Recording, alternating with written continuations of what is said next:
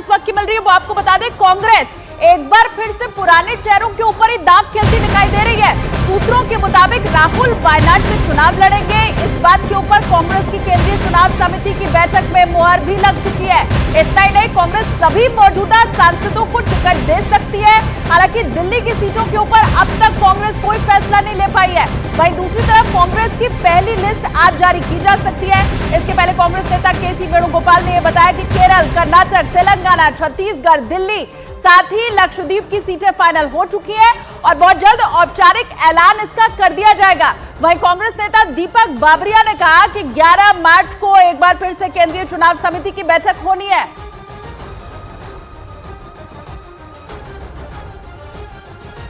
Discussion हुआ और बाद में जो है सीईसी का ओपिनियन था कि इसके बारे में 11 तारीख को फिर से डिस्कशन होगा। आज पेंडिंग हो गया सर। कोई थोड़ा सा डिस्कशन जरूर से हुआ, अप्राइजल जैसा हुआ, फिर बाद में से it was the opinion of the CEC कि ये किसी के बारे में for Delhi, it was restricted to Delhi. आज हरियाणा तो उसमें एजेंडा में भी नहीं था। 11 तारीख को।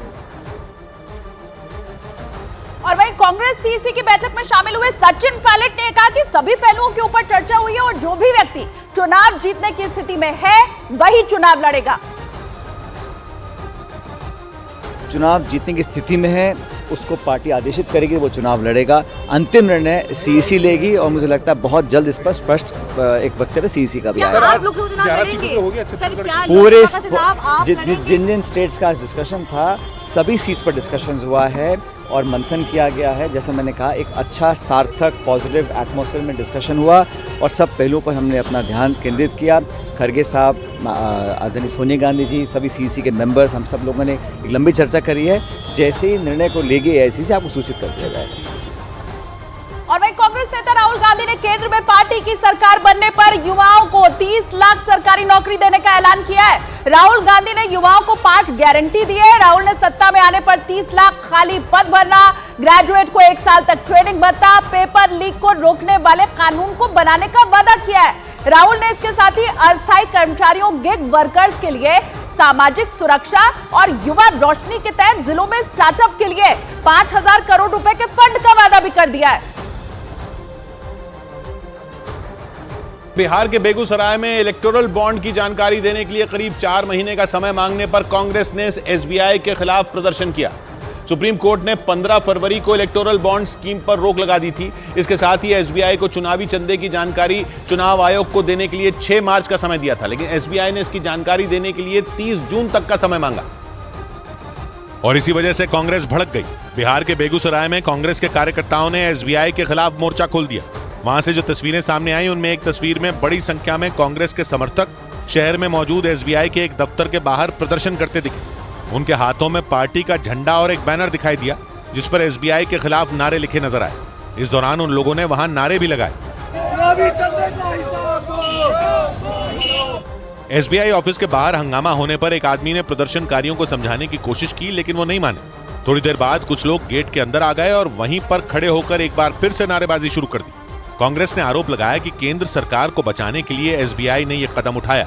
सरकार को बचाने के लिए सरकार के दबाव में आकर एसबीआई के द्वारा काला धन बचाया जा रहा है। कांग्रेस का यह भी आरोप है कि केंद्र सरकार के इशारे पर ही चुनावी चंदे की जानकारी देने के लिए एसबीआई ने कोर्ट से करीब 4 महीने का वक्त मांगा ताकि किसी भी सूरत में चुनाव से पहले इसकी जानकारी सामने न आ सके।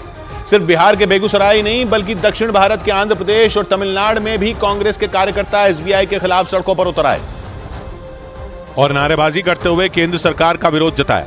आंध्र प्रदेश के विजयवाड़ा से जो तस्वीरें सामने आई उनमें एक तस्वीर में बड़ी संख्या में कांग्रेस के समर्थक नारे लिखे बैनर और पोस्टर लेकर सड़कों पर आगे बढ़ते दिखे। बाद में वो लोग सड़क पर ही धरने पर बैठ गए। एसबीआई के खिलाफ प्रदर्शन की एक दूसरी तस्वीर तमिलनाडु के रामेश्वरम से भी सामने आई। उसमें बड़ी संख्या में कांग्रेस के कार्यकर्ता बैनर और पोस्टर लेकर एसबीआई के एक ऑफिस के बाहर प्रदर्शन करते दिखाई दिए। कांग्रेस ने यह प्रदर्शन इसलिए किया क्योंकि एसबीआई ने राजनीतिक फंडिंग के लिए इलेक्टोरल बॉन्ड स्कीम की जानकारी चुनाव आयोग को देने के लिए 30 जून तक का समय मांगा, जबकि सुप्रीम कोर्ट ने 15 फरवरी को इलेक्टोरल बॉन्ड स्कीम पर रोक लगा दी थी और 6 मार्च तक एसबीआई को इसकी जानकारी चुनाव आयोग को देने का आदेश दिया था। लेकिन एसबीआई ने जानकारी देने के लिए कोर्ट से करीब 4 महीने का वक्त मांगा। मतलब लोकसभा चुनाव के बाद एसबीआई चुनावी चंदे की जानकारी चुनाव आयोग को सौंपेगा। इसी वजह से कांग्रेस ने सड़कों पर उतरकर एसबीआई के साथ बीजेपी के खिलाफ मोर्चा खोल दिया। उत्तर प्रदेश सरकार से मंत्री बनते ही सुहेलदेव भारतीय समाज पार्टी के राष्ट्रीय अध्यक्ष ओम प्रकाश राजभर ने खुद को राजनीति का गब्बर बता दिया। मऊ में एक जनसभा को संबोधित करते हुए उन्होंने मंत्री पद के पावर की भी धौंस जमाई और अपने समर्थकों से कहा कि वो थाने में जाएं तो पीला गमछा लेकर जाएं। ऐसा करने पर बड़े बड़े अधिकारी भी उनसे सवाल पूछने की हिम्मत नहीं करेंगे। आज जिस मुकाम पे हम खड़े हैं, डीजी को भी पावर नहीं है कि वो हमसे पूछे कि आपने भेजा है कि नहीं भेजा है। ओम प्रकाश राजभर भावनाओं में इतना ज्यादा बह गए कि उन्होंने पुलिस केस में फंसे लोगों को राजनीति में आने की सलाह दे दी। उन्होंने मंच पर खड़े अपनी पार्टी के एक जिला पंचायत सदस्य का हाथ उठाया और दावा किया कि राजनीति में आने के बाद उनकी किस्मत बदल गई। तो जो सिपाही इनको दौड़ा रहा था वही सिपाही सैल्यूट मारने लगा। राजभर इतने पर भी नहीं रुके। विपक्ष पर निशाना साधने के लिए उन्होंने अपनी तुलना शोले फिल्म के गब्बर से कर दी। शोले में गब्बर सिंह था, है ना? तो गब्बर समझ लो। ओम प्रकाश राजभर उत्तर प्रदेश सरकार के उन 4 मंत्रियों में एक हैं जिन्होंने 3 रोज पहले ही मंत्री पद की शपथ ली है।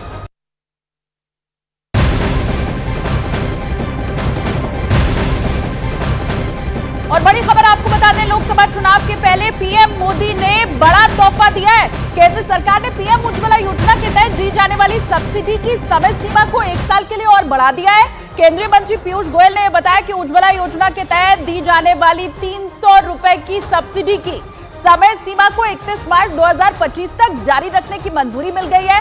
वहीं केंद्रीय कर्मचारियों के लिए 4% डीए को भी बढ़ा दिया गया है। केंद्रीय मंत्री पीयूष गोयल ने कहा कि 49.1 लाख कर्मचारी और 67.95 लाख पेंशन भोगियों को इससे फायदा मिलने वाला है। इसके साथ ही केंद्र सरकार की तरफ से कच्चे जूट का न्यूनतम समर्थन मूल्य बढ़ा दिया गया है। इसमें 285 रुपए प्रति क्विंटल की बढ़ोतरी की गई है। उधर एआई मिशन के तहत 10,372 करोड़ रुपए के व्यय से इंडिया एआई मिशन प्रधानमंत्री मोदी के नेतृत्व में मंत्रिमंडल की बैठक में मंजूर किया गया है। प्रधानमंत्री उज्ज्वला योजना के लाभार्थियों को दी जाती है, जिसकी अवधि 31 मार्च 2024 तक थी, उसको 1 वर्ष के लिए बढ़ा दिया जाए और अब 300 रुपए प्रति सिलेंडर, हर वर्ष 12 सिलेंडर तक की सीमा तक हमारे प्रधानमंत्री उज्ज्वला योजना के लाभार्थियों को 31 मार्च 2025 तक यानी 1 साल की अवधि बढ़ाते हुए लगभग 10 करोड़ से अधिक परिवारों को ये लाभ मिलेगा। मंत्रिमंडल ने केंद्र सरकार के कर्मचारियों को जो डीएनएस अलाउंस मिलता है और जो पेंशनर्स हैं जिनको डीएनएस रिलीफ मिलता है, इन दोनों में 1 जनवरी 2024 से 4% की वृद्धि करने का निर्णय लिया। 1 जनवरी 24 से 4% की वृद्धि से देश भर में बड़े पैमाने पे हमारे पेंशनर्स को लगभग 50 लाख जो एम्प्लॉइज हैं और लगभग 68 लाख जो पेंशनर्स हैं, इन सबको इसका लाभ होगा और इसका व्यय लगभग 12,868 करोड़ रुपए केंद्र सरकार के ऊपर रहेगा।